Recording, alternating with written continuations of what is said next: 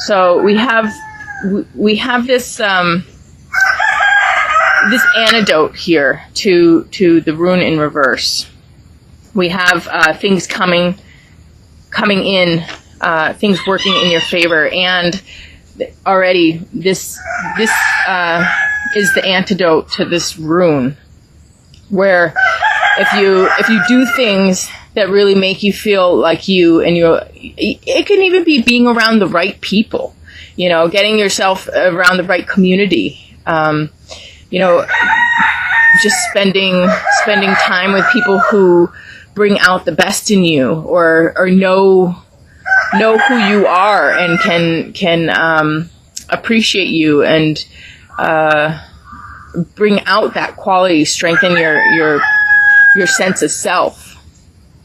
So if we're in right relationship, we are very strong in our sense of self. If we're in the wrong relationships, we get weak.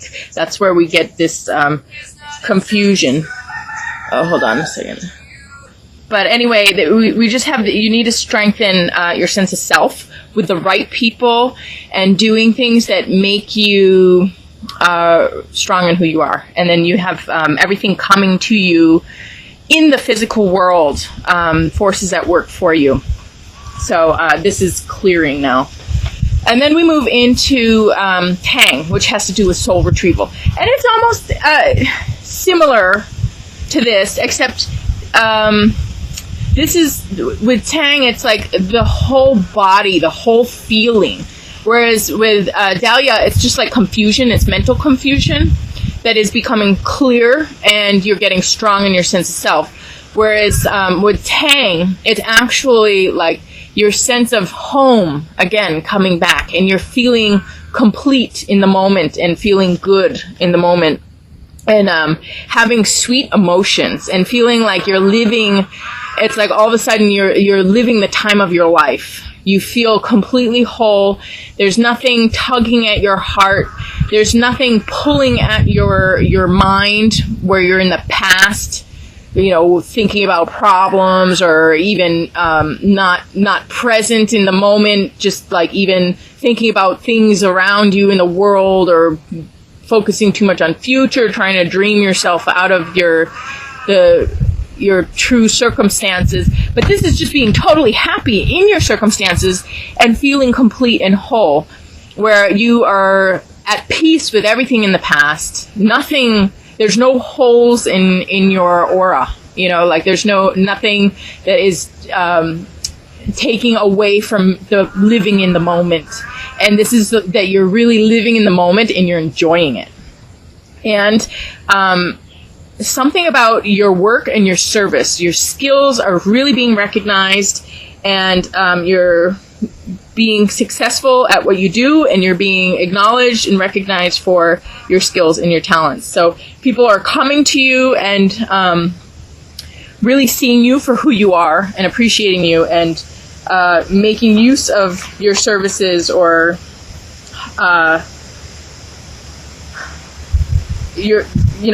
drawing on your talents. People are coming to you for what you can do, or how you can help them in some way.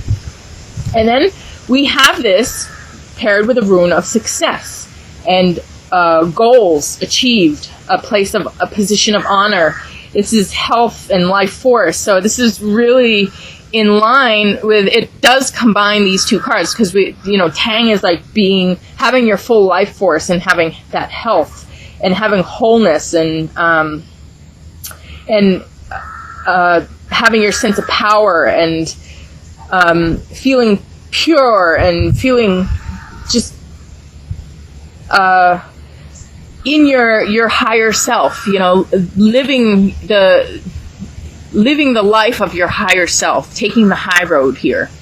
And it's combined with this sense of victory and positive success, and honor, and goals achieved, victory. So this rune is just strengthening these two cards together, and kind of it's almost like these two cards together in the one rune, in the meaning here. So what is healing? So all of this is what's going on in time. So we have right away, taking right action, doing what you need. There is this maybe a little bit of confusion or something that is getting healed. You're changing that dynamic. You're strengthening yourself. You're coming out of it, and you have incredible help from the universe, like incredible just synchronicity, magic miracles working for you with the forces of nature, and you know, the universe self-organizing around you to give birth to something that you're a part of. So you are a positive vessel for the universe right now, and then just really feeling that sense of being at peace with yourself, being at home, and being successful, and you know, just being on top of your game, being, you know, getting it all. So what is healing? What's getting better is communication, actual verbal communication. This is really important. When you have a heart-to-heart with people, you bridge yourself with other. You have this, wherever there was a disconnect, there is a reconnect. There is a sharing of, my cat. Chunky! Why is everybody in there? Can you come here? Sorry. A sharing of truth, and an expression of self. This is really important. It not that we can't communicate in many, many ways, but this allows certainty between people. It establishes certainty. It establishes real bond. Like, there, all of a sudden it becomes real. When you know, speaking things make things more real. They establish things. So this is about establishing a bond, building a bridge between two realms of thought, or two realities are being bridged. And you know, there's agreements in communication, in knowledge and understanding that is cleared up. So, you know, this world is filled with miscommunications. Everything that we think wrong, every time we are wrong about anything, it somehow comes down to a miscommunication. It comes down to a misunderstanding about relationships, or about what the other is doing, or about something in the world around us that we don't understand. And when we get communication, heart-to-heart communication from wherever this is, all of that clears, and we understand, and we have truth, and we know. So communication is really important. And then all right, I'll tell you the card too. This is Dandelion, and it has to do with making wishes, and putting your seeds out there, and being able to, you know, repeat over and over and over again what is important to you, what it is that you value, what it is that you want. This is really about honing in. What do you want? What is important? And Dandelion has to do with actually making what you want happen. As you communicate it, as you start communicating it to everybody, as the more and more communication you have about what you want, the closer you come to getting it. And then the people and the universe can conspire together to make these things happen. So your wishes get granted as you really put your intentions and your attention out there, and, you know, plant those seeds. So then we have this with Tiwas in reverse, which is it's about, you know, being blocked, having something blocked,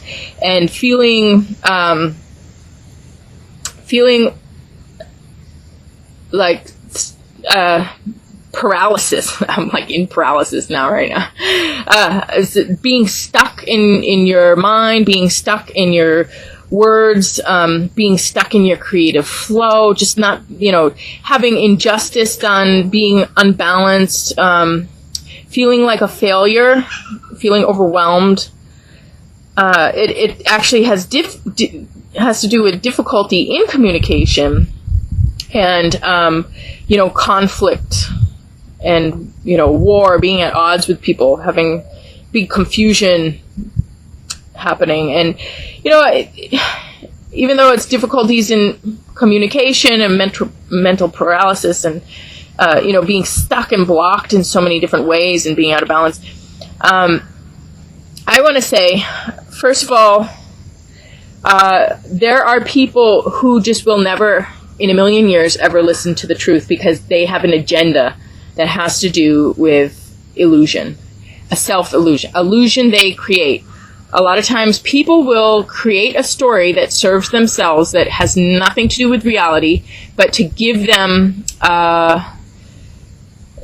some status or some credit that they really don't deserve. They're basically stealing a position. They're deceiving people. They're, fraud. They're pretending like, oh, this is reality, and they pretend like they're confused or they really believe it, and they don't really believe it. They know they're lying, So there's some people you just cannot work things out with. If you communicate with somebody who knows that they're lying, they're just going to keep lying.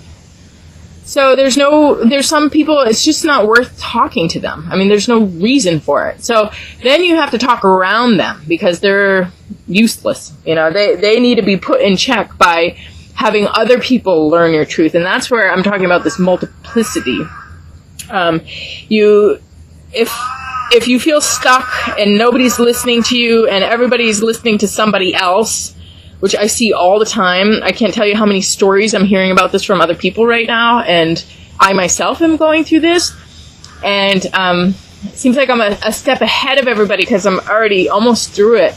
But it is very disturbing when people are not listening to you and everybody thinks, everybody believes in some illusion. And everybody's stuck. Everybody's stuck on something that's not true. And I talk about the more you speak truth, the more you live in truth, the more you stand your ground and you put those seeds out there. You make your wish. You keep talking. And a path appears. So as, like in the woods, if you're in the woods somewhere, you have to bushwhack. There's no path. You have to go through all this brush and, it's a disaster. You got to cut your way through it. You got to make a way through this big overgrown mess, But you do this several times, like the multiplicity here. You do it again and again and again and again, and that path will appear. And when these paths appear, if you guys know about paths in the woods, paths in the mountain, once a path appears, it appears forever. It rarely gets overgrown. Once a path is worn, it becomes solid. I mean, there are paths from thousands of years ago that are perfectly preserved. I mean, this is a path, but that path started with bushwhacking. But the more people walk it, the more people travel it, it becomes like, it almost gets cemented. It gets founded, and it is, they don't get overgrown. All of a sudden, you have a path, and that path stays forever.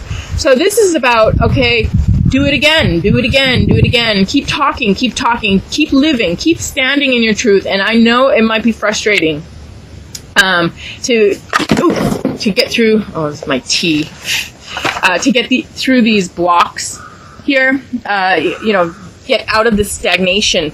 But the more you keep working at it, you'll come through it, and you will create a path that will stay forever. So it's like an amazing learning experience, amazing teaching experience, you're making new pathways for humanity. You're making new pathways for community, for understanding, for intelligence, for evolution.